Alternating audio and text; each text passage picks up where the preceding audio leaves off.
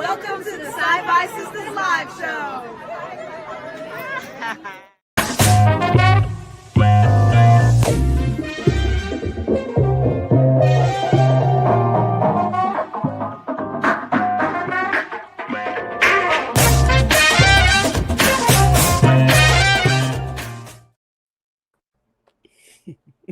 Hi, everybody. Welcome to the SyFy Sistas live show on a Tuesday night. And we are so happy to be here. I'm Tamia Harper. I am joined by Sister Yvette Blackman. Forgot who I was. Yeah, I did for a second. I was like, who's that chick? And wow. Sister Franny T. Yo, what's happening? What's happening, y'all? What's happening, babies? Hi, Sabrina. We love you and we miss you. Sorry you can't be here tonight, but we're going to hold down the fort for you, baby.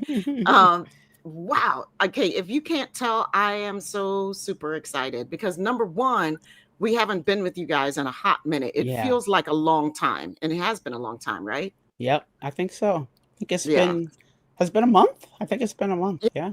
That's far too long. Like, I'm sorry. It's not right in my life. And so it's so good to see everybody in the chat and all the familiar names and faces.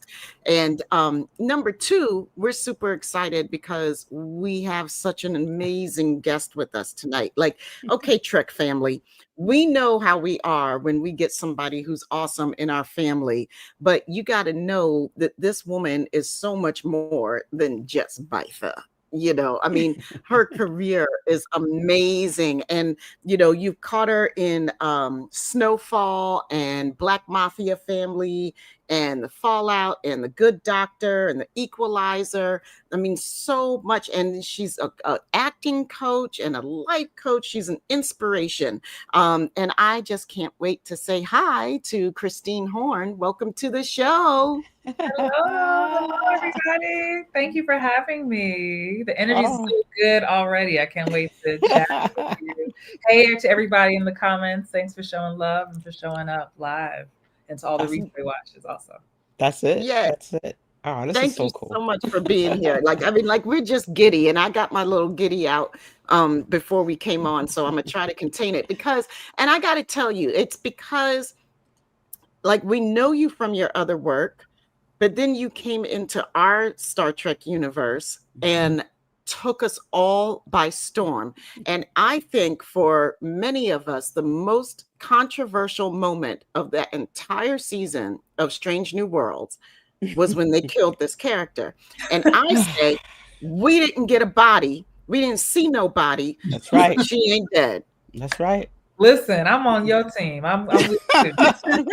You know how Star Trek is. You ain't see a body. Well, and even if you do see a body, right? Whenever you come back. Listen, it was already zombies in that episode. Right?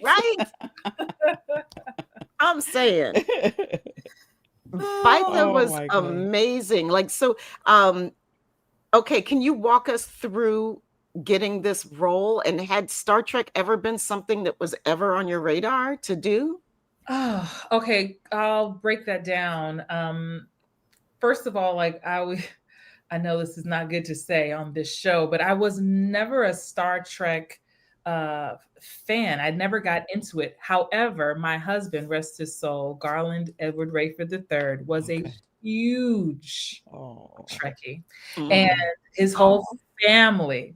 And so while he was in the hospital, a week or two before he passed, he knew I booked this role, but I didn't know when I was going to film it because the strikes happened. There was an actor strike and a writer strike, so it paused production. So he at least knew I was auditioning for it, and then I was up for it. So I dedicated this episode to him because he would have loved to see Bytha and this badassery that happened. Oh, wow. But this was an awesome experience. You know, you audition for stuff like this as an actor. A lot of this is very top secret. Fake titles, fake scripts. Even when I was in The Terminator, I didn't even know I was auditioning for The Terminator until I and so this was similar. they gave an energy. They, I forget the character they made up. They called her Rock or something. But they, it was just, they were looking for an energy and an essence. And if you follow me on Instagram at actress Christine Horn, I actually put my audition on my that was awesome. So if someone want to see, you can check it out.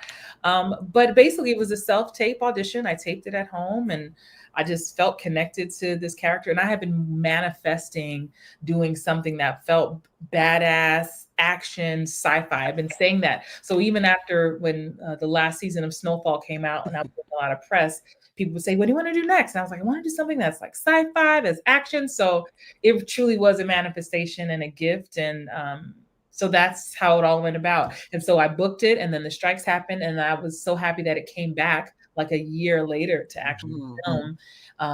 So yeah, filmed it in Toronto and it was an awesome 3.5 weeks in Toronto filming. Wow. Oh my God. I love that story. That's so touching. That makes it even more touching watching you on the screen. I watch it differently now, knowing that that is for your love, oh wow. That is, he would have been stuck. He would have. I know he would have. We know Trekkies. He would have been like, yeah. This whole family, they watched it. His, my mother-in-law. Like it was super special, and it's a dream. It's a dream come true. Like even though I didn't study it beforehand, once I booked the role, then I did this deep dive. It was all things Star Trek. Like I went deep, and then when I realized I had to speak Klingon. I'm sure. Oh my gosh! Jumped the gun, but it was just I just went in and just and then of course binge Strange New World and saw the connection between my father and all this stuff. So it was fun getting into it, and then I felt the pressure of wanting to do a good job and represent, and then the weight of being a Black woman who gets to play this role and what it means for other Black women and young girls. And so just all of that kind of comes on top of it. So just an honor to be a part of this universe. I'm so glad you brought that up because that's obviously one of the reasons why we were immediately like, wait, a female Klingon, like a new one, and her tits aren't hanging out, like yeah. And she's Black. Like, and come on. Sister. Right? It's a sister. Look at her. We were, oh my God, we were so over the moon with that, Awesome. I remember Sabrina actually saying, I want to know more about that actress. She was like, I'm just, we were talking about that episode. And she goes, I just can't stop thinking about that actress. I want to know more. And I don't think we had known about your IG account at the time. And she kept saying, this actress, I need to know more about her. And I was like, well, let me look this woman up and see what's going on. And that's then when I went saw on your the IG deep account. dive and everybody goes, oh, I think we do that with you because you inhabit your different roles like so thoroughly and so completely. Like I'm not sure sometimes if I'm looking at the same woman. Yeah, I get that. I get that a lot. That's one of the most fun things for me about being an actor. It's the transformation, and I'm blessed that I don't feel like at this stage of my career that I've been pigeonholed or stereotyped. I feel like I do. I'm kind of a chameleon, So from changing when I put a wig on, even my mother's like, I can't even tell that's you. Like, your mama. Right, because the hair changes you. It changes. Yes. When I'm creating character, I'm thinking about physicality, tone, voice, like the way they walk and talk. So Christine in BMF, Black Mafia Family, as Messy Mabel, a homewrecker, is going to be different than a killer who's on Snowfall. Different than a grieving mother on The Good Doctor or something like that. So that's the fun of it. Yeah, it was like it was awesome because we all got to do this start on this deep dive into your career and realize how many places we had seen you, and that's why your face was familiar. Like even under the Klingon makeup, I was like, I know this woman. Like who is this woman? And then I joke about that a lot when I'm out and about. People just stare, and I'm like, They know me from something. They don't know. I'm at the like, career. Like, she was in she was in the thing with the thing. I love that. I have some of the pictures that you sent over. Do you want to look at those? Some of the stuff that was I guess from your backstage stuff, and then you had a little a little video to the audience. Oh, sorry, wrong one. I want to do I actually want to do the what's the names first, the actual slides, and then we'll go into the stills. Yeah, let's do the slides first. Yay, show and tell time. That was me getting my life cast done. Fun fact, I am claustrophobic, so this was serious for me. So they waited until like the last 10 minutes to put the eyes on, because they were holding my hand. I was breathing and praying. And I was like, it's going to be on Star Trek. You're going to be on Star Trek. Because this is serious business. This took hours. It's just like if you ever done paper mache in school, it's just like layers and layers of plaster and all that stuff. It gets hard, and they got to mold your teeth and mold your ears, and but yeah, that was an interesting process for sure. Wow. Yeah, the chat is going crazy over that. Somebody said this process is terrifying. Exactly. So that's when it's done. So all these molds. I mean, it's weird to see my face on a face. And one day I saw there were heads in the trash. I said, "Those my faces in the trash." I was like, "Can I take some home?" I wish I had more suitcases. I ended up taking I think 8. I have 8 of them here. But basically, each mold of the prosthetics came on its own head. So each day it was just a new head, a new mold. Oh, wow. One wig, but each mold came on its own head every single day. Makeup was 3 hours in the chair before my work clock actually started. So very early days, 18-hour days was just my norm. So it was extremely challenging. Extremely challenging. Yes, the whole face of the garbage. I felt some kind of way, Elizabeth. But now I have some custom. It freaks people out, because in my house I have a glam room, and where I have like all my wigs and things. So people, when they first come over, if I allow them to see, they're like, there's a bunch of heads that look like me. It's very freaky. Just go with it. Just go with it. Right? Yes. That's Chris Bridges, who is the amazing makeup artist and who did my makeup every single day. So he was just a cool guy, just fun, and really cared about his work and making sure we did Bytha justice every single day. I love that. I love that. Oh, my friend Seikon Sengwa, who's another actress from The Wonder Years, is in the chat. She said the wig. Nice. I was wondering if that was her. Yeah. Wonderful. Welcome. Look at that. That's me in the dressing room. So there were some days, of course, like I said, sometimes it was like 18-hour days. So if I knew I wasn't going to be filming for a while, I would ask. I was like, "Can I just wait for the wig?" The wig was heavy, with all the bones and things. So, but even still, like, they didn't cut corners. This is what under the wig looks like before they put the wig on. Yeah, they don't play. Yeah, and you can see by the side of my ears, like, you can't even, that's nothing photoshopped. It's just even looking at it in person, you can't see where my scalp ends, where the prosthetics start. You said, you said it was 3 hours?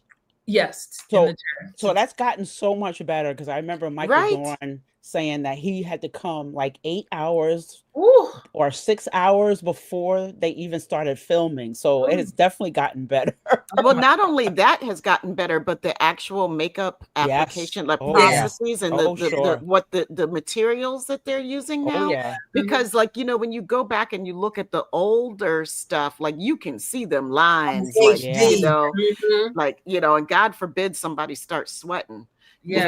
It's hot under there. It is definitely hot. I can imagine. I mean, even some of TNG, you can see like some of the places where his face is like, really messed up, and they're just like putting stuff on it. I think a lot of that stuff changed because he used to break out so bad, having to wear all that stuff. And of course, they didn't make any of that stuff for our type of skin. So, Yeah. Oh wow! Look at those teeth. Done with Those my- teeth. I with love those it. teeth. The teeth were definitely interesting. I didn't get the teeth till a couple of days before filming. Oh, And so it just adjusted everything. You don't think, if anyone in the chat has ever got veneers or gone to the dentist, like, or, braces, like it just, it impacts how you speak. So speaking yes. was already challenging. And then having this layer, but they didn't hurt. Once you get them in, they kind of snapped in, and then they were just snug. Wow. So I wouldn't take them off until, like, if I knew they were going to take 30 minutes to relight a setup, then I would take them off, and they'd sit them in some Listerine, and just constantly putting teeth in and taking teeth out. Because I think, eating and drinking, got to take it out. Sure. But yeah, just little. That's what the wig looks like behind. The wig, though, the wig was everything. It was. I love that hair. That hair. I'm like, oh, the hair was everything. It made Wasn't it. The hair just made it. I was like, yes. She's a Black Klingon. Yeah, right. No denying it. And I'm here yes, for it. she is. Yeah, the details are amazing. They are. Yeah, look at that. Star Trek does not play when it comes to hair.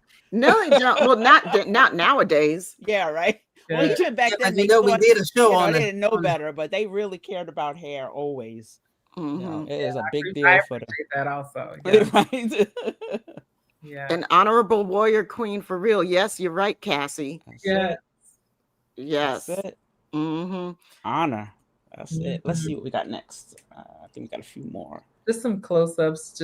I think that was after, because I did have the tattoo on one side, but that was toward the end after I'm getting trampled by zombies and my hair. I think that was toward the end of that scene. But even look at the details in the uniform.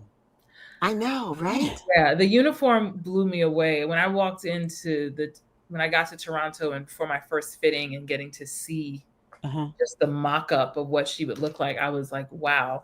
And fun fact, this is not an outfit you can get in on your own. So you start with Under Armour, so long sleeve Under Armour shirt and like leggings. Then there's like kind of leathery pants with suspenders, and then this black jacket that you put in backwards, like a straight jacket kind of thing, zipped up from the back. Then the corset armor piece is 2 pieces. So the chest area is 1 piece that straps in. Then someone comes and puts the shoulder pieces on over your head. Then someone comes and puts all the whip stuff on. Wow. And that round medallion piece is like a magnet, because that's what I take and throw at in Vegas. Yeah. Right? So there was no like, oh, let me go to the bathroom real quick moment. Like you have to really plan your hydration. lots of planning. You just need help. That's my amazing stunt double, Ohenawa, who's an Olympic athlete. Like she's amazing. Wow. And took a lot of my heavy falls, and she's so sweet, because hours and hours of fight rehearsals. She would walk me through it, train me, because even though she was taking some of the big throws and falls, I still had to learn everything, film everything, so that they could intercut our scenes. And so she was just no ego, like just there to support me, and wow, it's awesome. Oh, I love that. That's some sisterhood right there. I love it. Very much so. Great when it comes together like that. Yeah, and that's Babs's not understudy, stunt double Michael, because Babs is usually filming every day while I was rehearsing. So all my fight rehearsals were with his stunt double Michael, and he just, even though I have a dance background, I'd never done stunts and fight choreography to this magnitude. So 3 hours a day, just doing knife work and repetition, and he was really awesome and reminded me to breathe. So there she is, in all her glory.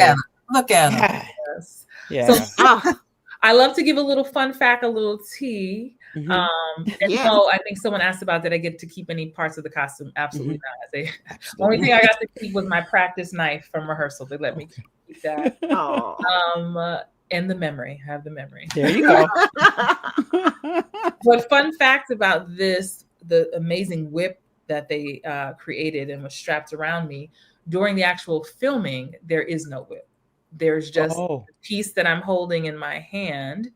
That was it. And so again, if you follow me on Instagram, you'll see when I show my stunt rehearsals, we practice with a whip in rehearsal, but then on the day it was just a piece. But it was important I felt the weight of what the whip would feel like. Okay. So when we CGI and inserted it later, it would be realistic. Yeah, wow. You're right. That is a poster. Oh, nope, that wasn't it. Yeah, I know, right? That's Yes. amazing. That's really cool. Like, oh my God, I'm loving this so much right now. Do you know how hard we are geeking out right now? This is like every Trekkie's dream. Yes. I love it. It is. Speaking of your stunts, I'll show the video that you sent over. Oh, sure. Wonderful stunt double. I want to get it before we are in our getup, and I can't recognize. This is Bytha. He's my Tai Chi brother. He reminds me to breathe. Breathe. Look at that. This is Vincent, who is so patient with me. He tells me to walk and get low, and he drills me. Yes. Amazing. We're about to rehearse. So Vincent was training me on how to throw the whip, even though there would not be a real whip on the day. When I first started fight rehearsals for hours a day, I just practiced with a fake knife going against the wall just to work on my posture and my form. So my lesson every day was to go slow before I could go fast. So I would rehearse with Mike since Babs was filming. As you can see here, I do not have the full whip. This is how I actually filmed it with just this little piece, but it was important that Vincent taught me the actual posture I would need when the whip would be added.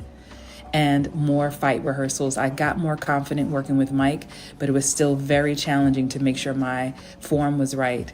And I ended every single day with a bath because my body hurt. Oh, Yes, it did. I know it did. Oh my word. I love how you document all of this for us, that you bring us into your world so we can see a little bit of how it's done, but also it gives us this much greater appreciation for what you guys are doing. I mean, it's so cool. Like, I mean, I think people take it for granted. Like maybe people who are in LA who work around this stuff all the time take it for granted. Like, oh, we all know how this stuff is done. You know, like I live in DC, like DC is a political town, or like, you know, a lot of us, we know how laws are made. We know what's happening on the Hill. We know about congressional recesses and da-da-da-da-da.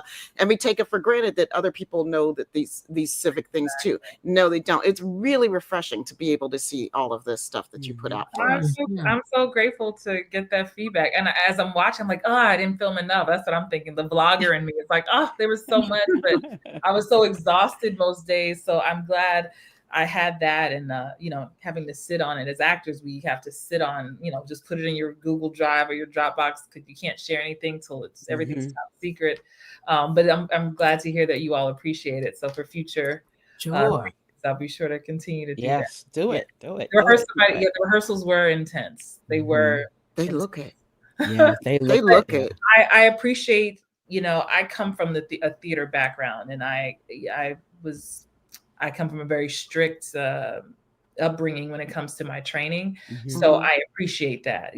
You know, it's theater. You got to rehearse for the big day over and over. You practice at home. You rehearse at rehearsal. And I'm like, this is a legacy. This is, you're enshrined whenever you film something. So I wanted to make sure I gave my best, and so that I could make myself proud. So oh, we love it. Our lighting designer, Kalia Zawaki, out there says, yay, theater. I mean, like, so like, because you started really young, right? Yeah, I mean, I always wanted to perform. You know, when kids ask, you know, when they say, what do you want to be when you grow up? I was like, singer, actor, dancer, like, duh, like forever. Like, but then my mother just exposed me. Growing up in New York, I would take, you know, tap jazz and all these classes, and my mother would take me to the theater. I didn't start performing professionally until I was in high school. I went to, by that time I moved to Georgia and went to a performing arts high school called Tri-Cities High School, and met my mentor, Freddie Hendricks, and joined the Youth Ensemble of Atlanta, which was a youth theater company that so many greats have come out of. Sekon Sengler, myself, Kenan Thompson, Candy Burris. I mean, so many people. Wow. And so everybody was talented. Everybody could sing. Everybody could dance. So it was like you couldn't rest on your laurels. So that was such a great training ground for the work that I do now. Oh man, that's amazing. I love that.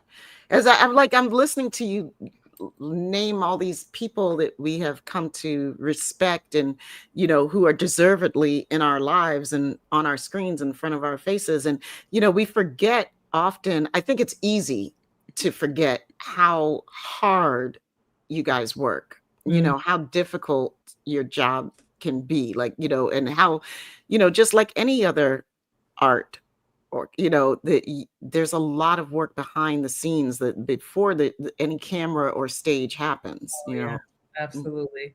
And, I always tell people who desire to do this or are thinking about it, I say, you got to love it. Because it's ebbs and flows, it's ups and downs, it is high highs and lows, lots and no's. Lots of no's. Yeah. So your love for the craft has to be there to sustain you.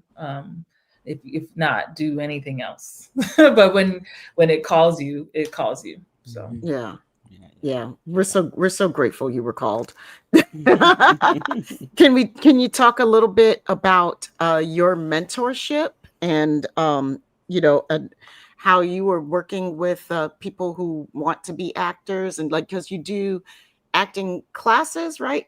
Or coaching? Yeah. Thank you for asking. I created a community called Hollywood Bound Actors in 2017. So there's a podcast called Hollywood Bound Actors. We have a Facebook group, a community.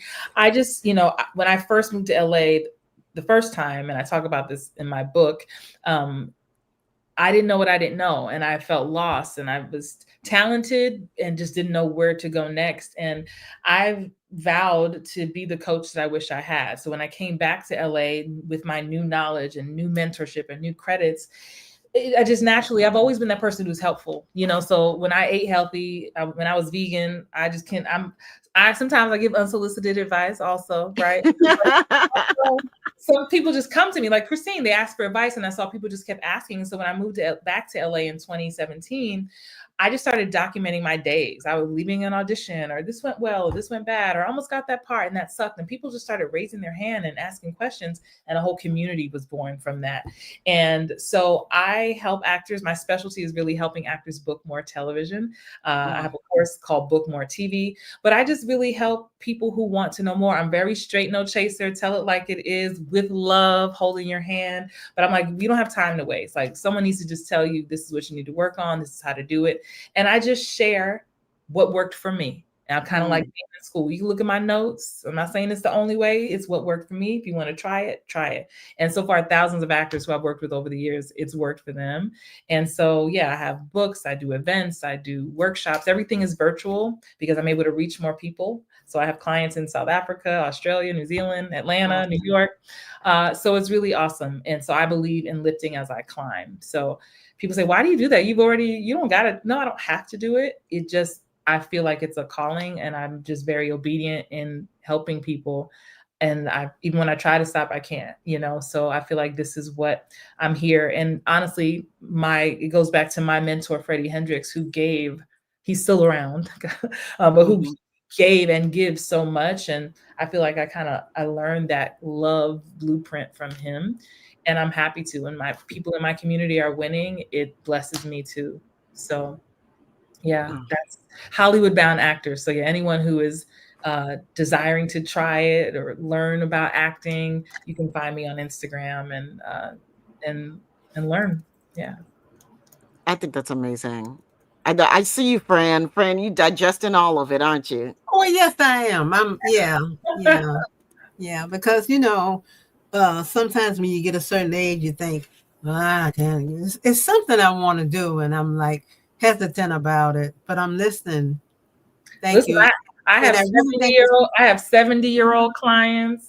I'm telling you, we need grandmas, aunties, cousins, babies, uncles. We need everybody. It's never too late. It's never too early to get started. But I don't want to act. I mean, I think I could do it, but I don't want to act. It's something else I want to do, and I'm just kind of afraid to step out there. But I'm absorbing everything you're saying because it makes perfect sense. You know. Gotcha. Yeah. Well, I know, I've been told that my book, and I'm gonna plug it because it's called Playing Small. Good. I was going to ask you about your book. Yeah. So The Actor's Guide to Becoming a Booking Magnet. It's a quick read. It's on Audible and Amazon. You can get it. But everyone who has read it, they often tell me, especially non-actors, will say you could take out actor and insert any other field. Okay. So I say that to you, not just to plug the book, but to remind you that whatever thing that you're thinking about, we need, right? So it's already, if you wouldn't have the idea if the supply and the demand didn't already exist. So you are cheating us by not serving us, whatever it is that you are gifted to serve us. Okay. So I just wanted to say that because you already know what it is. Oh. So I hear you playing small, and I want you to stop playing small and share that book with us. Okay. Wow. Wow. That. Oh my goodness. I can't help it. That's unsolicited advice. It's on me. It's just on me because I see you have something. Now I want to know what it is. And so I know, right? Yeah.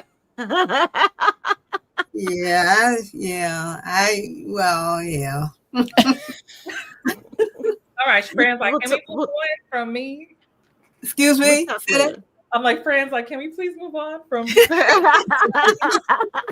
Yep.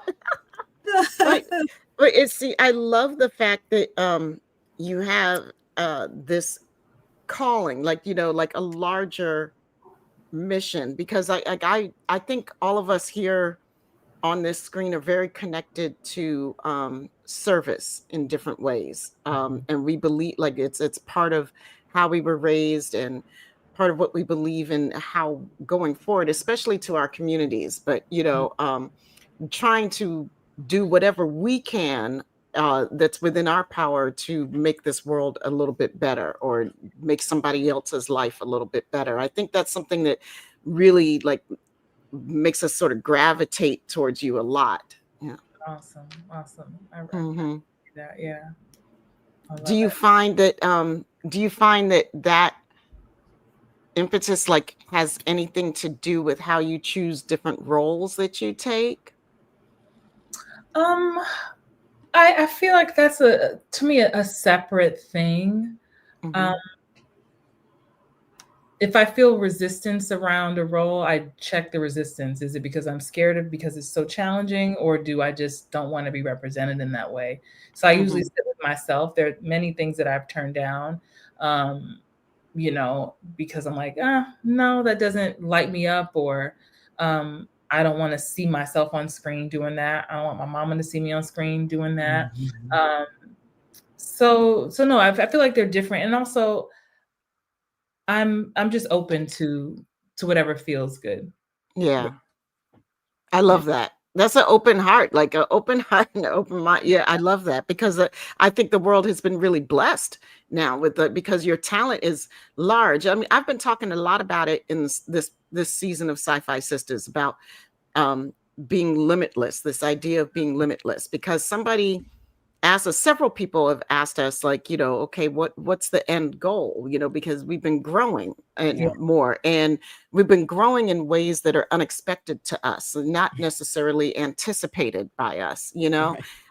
But we keep just saying yes, like it seems cool, and it seems like it feels like, and then we end up learning something new and doing something new and expanding, and it's like this idea of limitlessness. I don't want to be bound in any way. Well, I say stay in that space, and you'll get more of that. You sound clear. So it's been working for us. I mean, it's just you just kind of just take it all in, and hopefully, say yes to a few things. I mean, people have suggested things. They're like, okay. Okay, I guess we'll try that. And yeah, like I think we on our YouTube channel we have three other shows, and like I would tell the other hosts, I said, you can make your plans for the year if you want, but just expect them to change, especially if you want to grow. Yeah. Because I feel like if you can put out all the schedule you want, but if your schedule is too tight and it can't be expanded, you're not going to go anywhere. It's not going to be fun anymore. The challenge, I think, is the adventure. I love an adventure. And so I think this has become a real, I don't know, a Black girl joy type of adventure, for a bunch of women who just refuse to grow up. It's just been, I mean, it's just been awesome. Am I still 11, right? Right. Exactly. Well, I mean, and it seems like you found you found your own community, and those who you are attracting love something about it too. And that's what's amazing. Our people are out there. Whatever it is that we're into, our people are out there. Yeah. And I think in the beginning, Tamia said, welcome to the Trek family. And I mean, this family is unreal. The fandom is nothing like any other fandom. We have our problems, we have a bunch of some loud folks, but in for the most part, the fans are what you think they should be, so. Has that been your experience? That's what I have been enjoying so far. And I said this on another podcast recently, that what I appreciate about the sci-fi community is the appreciation of the craft. Like there's so many actors, we're showing up every day. Like you said, we're putting in the work, we're studying, we're on set for long hours. And people are like, oh, that movie wasn't good, and they move on. Or like, I didn't like that show. And like, there's heart and soul that goes into it. So when the community is like, oh man, dissecting the costumes, dissecting the language, like that is like, wow, you appreciate this work of art that we put out here. Yes, we do. And I think that is awesome. And so that's why I really was so excited. I've done some other sci-fi stuff, but of course not to this degree. And so I'm excited to get a taste of what this feels like. And I'm working on, getting to conventions and learning about how all of that works. I don't know how any of that works. So if any of y'all do, please let me know. We will help you. We'll talk after this. any connections you have, because I told my manager, I'm like, we got to do something. So I just want to shout out Bess Hubbard. Okay. Bess Hubbard is one of our listeners. She is the best. Before she knew you were going to come on the show, 2 days ago, she's in one of our chats going, how did the SyFy Sistas get Christine Horn at a convention? Come on, SyFy Sistas, we got to get it done. And she had no idea that you were going to be on the show. So shout out to Bess Hubbard. Bess Hubbard and the Star Trek Watch Party. She's the best. Bess is amazing. Come on, I'm here shout for out. it. So I'm looking forward to learning. A few of my friends who have done like the Orville and some other things are giving me some tips. But good. Yeah, well, DM me, let me know. My team, we're trying to get on it because I do want to meet you all in person and just enjoy more of the community and of this universe, and more. Yeah. Absolutely. Because I tell you, Kelly, you're right. Conventions are next level. And when we say like welcome to the family in Star Trek, we don't just mean like welcome, like, and we just gonna admire you from afar. Like, no, we mean that we have you literally for the rest of your career. You have instant family. Like so I had this one role. There are people who come to conventions, they had one role and one episode, and we love them, and we love them, and we follow them and everything else they do, but that role that they had was significant. Like it's a real thing. And Star Trek conventions are like, they're so awesome. Okay. There's so, because our whole property, like there's a philosophy behind this IP, right? That the majority of us get down with. And, infinite diversity from infinite combinations. Like, we celebrate our diversities as strength, and the power of men and women, the power of human beings to overcome obstacles, our prejudices, ourselves, to make something better in this world. That's really what the heart of Star Trek, right? And when you go to a Star Trek convention, it's like the most welcoming space you've ever been in. Like, there's nothing else like it. Love it. Well, I can't wait to experience it. I'll let y'all know how the first one goes whenever it is. Yep. Yeah. Well, after this, y'all don't be out there messing up and make me like feel like I'm lied, right? Like, don't lie y'all on me behave now. yourselves Right. when you I think you're good. definitely behave yourselves, please, Lord. Hey. Don't behave yourself. No, don't behave yourself. Well, don't be acting a fool either.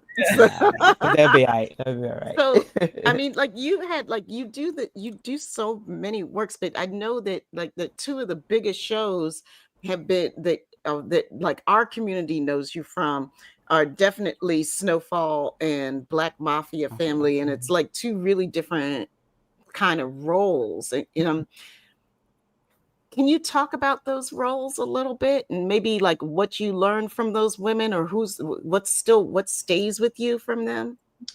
They were so much fun. And I think the most fun part for me, well, no, not the most, there's so many parts, but one of the most fun parts is finding humanity in characters and finding somebody's why, especially when on the surface. Hey, Bess Hubbard. We've been just talking about you, girl. Bess always comes late and goes back and watches. Yeah.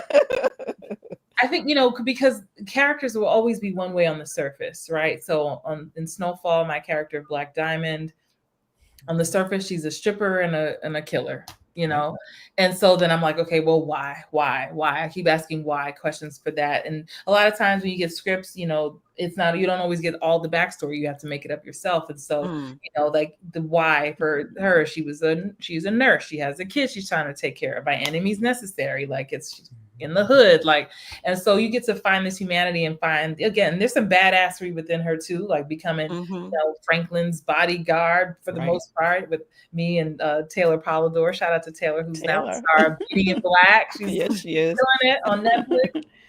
So much fun there. Just, they would have to tell us like our first we joined Snowfall in season 4. Fun fact about Snowfall, I auditioned for every season.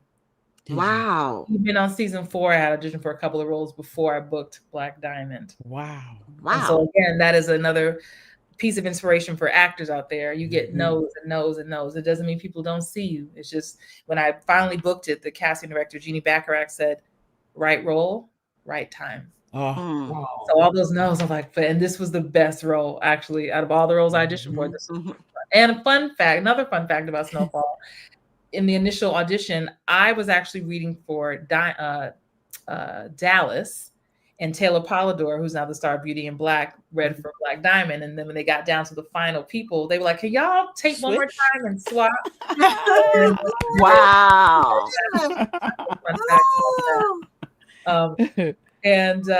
But we joined season 4. It was, for those of you who are Snowfall fans, we kind of shot up a funeral. And I remember they would have to tell us, like, ladies, stop smiling. Like, stop smiling. Like, it was like, the pop was like, okay, don't smile. Yeah, they were like, it was having way too much fun. Like, it's serious. Shooting up a funeral. Like, sorry. Okay. Tone it down, ladies. But that's also what made it fun for us, because it was like Black Diamond and Dallas did find joy in making money, being badass, taking care of our kids. We didn't care, like, so that made it fun. Then on the flip side, playing Mabel in Black Mafia Family, by far has been one of my favorite roles, even though I got a lot of hate mail for it, and not a lot of love in the streets for it. Sure you did. And that's when you do a good job, right? That's right. That's right. Right. Got to the point I could not wear a wig that looked like Mabel when I was especially out girl. When I visited Atlanta, like mean looks. I'm talking dagger. Wow. Because it triggered. Everybody knows the name, and it triggered people. And again, on the surface, homewrecker. But then I asked myself, well, why? What happened to her? Why is she this way? And why does she set her? She's just seeking love. She's searching for love. She's been hurt, and not saying she's doing the right way, but she was hurt, and she's been abused, and like just went through all this stuff. And she's doing what a lot of people do, and she's not healed. And so finding that and playing that, and then I love to connect my characters to animals. And so, to me, Mabel's a snake. She just she's doing her thing, and then she's got her sights, and then she goes for it. So that stuff like that is fun to me.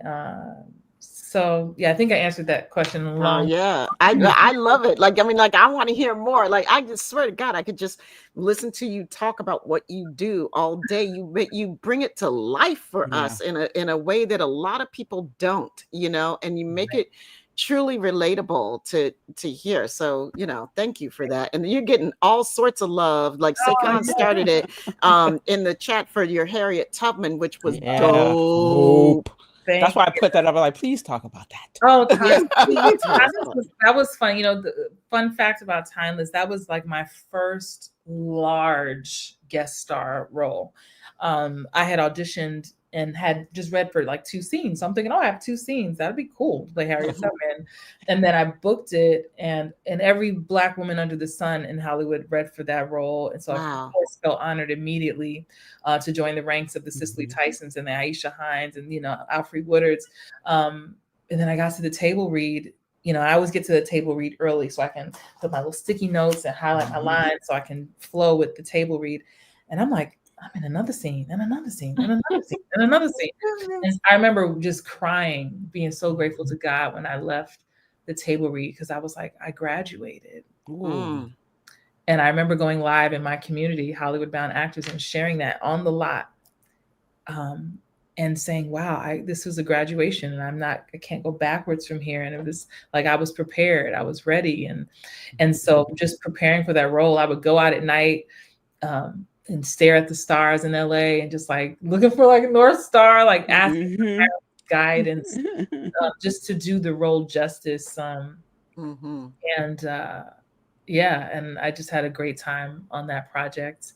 And that was another one of my favorites as well. Yeah, it's one of our favorites too. Like, and we're clearly not alone. And like, I mean, I think Harriet Tubman, to play her, like, she was, that woman was so deep. My hero. So deep. Oh my God. My hero since I was a little kid. Yeah. Beyond the beyond the surface of what we know about Harriet Tubman, when you get down into it, the core of steel in her, and you did that thing. Thank you. And if you look, for me, I love when I'm able to tap into pieces of me, there's rage in me, there's fire in me, there's, I'm elegant and postured, but there's also that grit there. So I love when I get to pull that out. So if you look at Black Diamond and Harriet and Bytha, that there's connections there, and that fierceness and willing to do whatever it takes for what they believe in. Yeah, right. I feel like that's a Black woman story. Yeah. She said, yeah. I mean, it is what it is. Yeah. Damn. I know. I must say this, I'm melanin enriched myself. Are you now? Yes. I would have never known. Wow. I know. I have to tell people this. Shocking. And no. And when I look up and I see another sister who's also melanin enriched playing these parts, I grin from ear to ear. That I mean, it to see I'm not saying that light-skinned actors don't do it just. That's not what I'm saying. It's just that we get it. I get to see the reflection of you. Yeah. Yes, and with you looking like you look right now, I'm about to shave my hair off too. Okay? I knew that was coming. It's a beautiful thing. But no, I think it's representation for all of us. For every single human needs to see themselves reflected. To know that there is another reality that exists and possibility that exists. Yeah, and we're in it. Absolutely. Yeah. Beth said, "Let's do it." Let's do it, Fran. Oh yeah. Oh my God. So, are there things that are coming up that you can talk about with us? Like, you have things you want to plug? I have a thing right now. Okay, let's. Well, I just finished shooting. There's a new show coming to Netflix starring Bert Kreischer. He's a comedian, and it's called Free Bert. It's going to be a single camera comedy coming to Netflix top of 2026, and that should be fun. I play a headmaster of a school. That's all I can say, but I get to put my comedy hat on. I love doing nice. Oh, I was checking out your comedy reel too, like on IMDb. I said, "Look at my sister." This is every now and then, some of my the first like series regular job I ever booked was for an ABC pilot. So I book a lot of comedies. I'm usually the grounded piece of the comedy. I don't usually do the like you're a straight woman. Exactly. But so I'm excited about that. We shot that a few months ago, and I believe I don't have the exact date, but sometime you'll see Free Bert. You can't miss me. I'm the Black woman on the show. So yeah. You won't miss me. Nope. Not at all. Yeah, we'll be looking for it. I swear to God, we're gonna be following you everywhere. You're gonna see a whole bunch of names up in this chat, all up on your stuff, like repost. That's right. Grateful for the support, truly. Oh yeah, you part of the Star Trek family now. They're gonna be everywhere. You're gonna start seeing this every 2 posts. She was like, "Okay, y'all, it's one of them Trekkers again." Listen, I'm manifesting more. I love the sci-fi genre. I mean, even just getting little tastes of things. I remember being on this show called Legion and not even understanding what was happening, but just like, I'm here. It's sci-fi. I don't know what's really happening. I gotta go back and watch Legion again. I know, right? I didn't have it. I played this character, Dr. Orville. She was a woman of few words. Oh, okay. I was in a couple of episodes. But I remember just enjoying the feel for how different it was. And it just wasn't the standard procedural, which I love those two. I just love to play. I love to play. I love to act. And so I'm just excited. Something I say all the time to myself, to my community is thank you more, please. Thank you more, please. I'm open and available to all the things that are for me. Yeah. Well, we hope that more sci-fi comes your way. As a matter of fact, somebody else pointed it out in the chat earlier, and they said, we hope we see you in Trek again as a different character or as Bytha, because they can bring her back, right? But I mean, there have been plenty of people in the Trek world who have played multiple different characters. Jeffrey Combs on different shows. Jeffrey Combs, but our brother Tony Todd played many characters. Tony. Yes, he did. And played them well. Yeah. Well, he's Tony Todd. So Tony Todd. Yeah. I did. I'm looking for. I'm open and available to it all. They did let me audition for Starfleet Academy. I didn't book it. Gina Basheri booked the role. But so it's nice to know they are still thinking of me already. So we'll see. That's great. That's great news for us because I think. I know I don't want to sound like a broken record, but it really there was something about you and what you brought to this role that it just immediately made everybody sit up and look and pay attention. Yeah.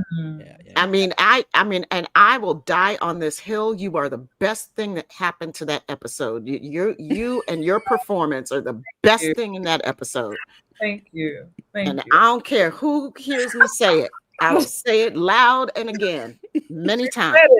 Period. She said, I said what I said. I said what I said. 10 toes down, y'all. That's all I got to say. And we all know it. That's right, because woof. And so Paramount, if you're watching, and we know you are. Y'all hear what you said your sisters are saying. Okay. Alright. And she's from the Bronx. Yes, from the Boogie Jam Bronx. Yeah. I know Yvette was tap dancing when she saw that. I sure did. I was like, yes. Born and raised. 233rd White Plains Road. No way. 1170 East 229th Street.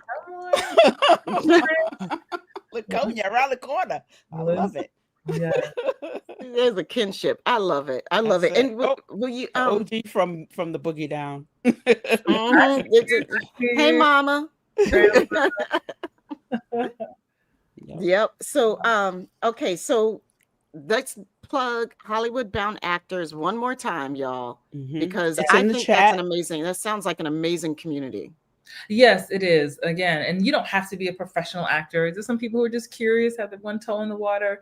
But Hollywood Bound Actors is a podcast with hundreds of episodes. I have a YouTube channel, it's my name here on YouTube. I've been doing YouTube for so long. Again, helpful tips and mindset tricks and all the things. The Instagram page, just put Hollywood Bound Actors, or you can just go to hollywoodboundactors.com and just catch up and find resources. Thank you for sharing my link, but I have a bunch of free resources for people who are just trying to figure it out. Everybody and their mama has asked me, well, I got a son and my cousin and them. So I created a free course called How to Start Acting. So whenever people ask, I say, just go to howtostartacting.com, howtostartacting.com. Can't forget it. So at least you can get started and at least figure out if that's something you really want to do, again, at any age or any stage. But I pray that is a resource. I'm not a gatekeeper. I don't operate out of lack. There's plenty for everyone. You can't pick up all the sand at a beach, right? It's just yours. So I give back and I lift as I climb. And if you're interested, please come find the Hollywood Bound Actors community. Yeah. And Saycon, thank you for reminding me of my TikTok. I have a lot of fun on TikTok too. Fun things there. But yeah, I show up as a content creator, as a creative, as a coach, and a dog mom, and just love living life. Yeah. So thank you all. Thank you all so much for having me. Thank you, Jamal. Yes. Yeah, I'm just grateful to do what I do and open and available for more. Yeah. I love that. That's the motto here too. Yeah, open and available for more. Yeah, we're grateful for you too. We're grateful for this time. We're grateful for getting to know you a little bit and being able to be in your energy right now, because I feel invigorated and uplifted, and I feel like I've got some purpose. You know what I mean? Like I'm ready to go now, and it's beautiful. So thank you so much for joining us. And Saycon, thank you for being here too and gracing us with your presence too. Yeah. We appreciate you, girl, because we love you, girl. We love you too. So grateful to have friends who support. We support. Saycon and I have been friends since we were 14 years old. We went to high school. Wow. We have been through it. Okay. Wow. That's awesome. So, that's true friendship. That's true friends, y'all. I love it. Folks, we appreciate everybody out there. Thank you for coming. Thank you for watching, and hopefully, oh my God, what is happening with my screen? Okay. Your internet is going. It's time to get off. I had a screen. I know. I'm surprised it's held out, as long as it has. So, but I just really want to say thank you, everybody, for watching tonight, for being here, for all the love in the chat. And if you want to get your brand in front of our loyal and passionate and incredibly smart audience, please consider sponsoring the live show. Whether you're a small business or an individual, you can be part of this vibrant community that loves to support the brands that they believe in. We know that's true. Trekkies shop. We talk with our money. We talk with our wallets. Click the link in the show description, or please head to SyFySistas.com/.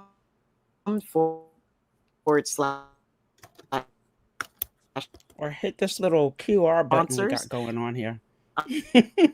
To learn more. Okay. Yvette, do you have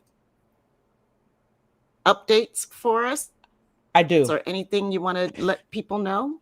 Yes, I do. So next week, I believe it's the 7th of October, we will be back. So we will be back. We'll have back-to-back live shows. Sebastian Jones will be here from Stranger Comics.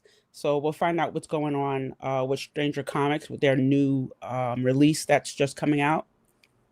On the podcast this week, Lou Lobel is on. She is Gail Dornick on Foundation. If you haven't watched Foundation, I don't know why. We've been telling you for 2 years. What are you waiting for, kids? Foundation. What is happening, kids? We've been telling y'all how good this show is. The show is so good. So season 3 has just ended, and yes, the finale was epic. So, and you definitely need to watch it more than once. This show is so good. Also, today's the last day for our sale in our store. Everything is 10% off until midnight tonight. You can get the Emissary shirt. I don't know if you guys saw that. Emissary of the Prophets. That's 10% off. It even comes in a hoodie, a Nike hoodie. So check that out. The link for the T-shirt should be that QR code that just popped up. And there's also a link in the description of this show. Erica Alexander, we just did an interview with her from her being on Invasion. You can, right after this show, it should play right after this show ends. And if it doesn't, there is a link everywhere. So just wherever we are, there was a link somewhere. There's also a QR code for it right here. So StreamYard just did these QR codes and I went crazy. So yeah, there's a QR code for that too. So yes, it's a 5-minute interview. It's great. Tamia and Erica had a great time talking.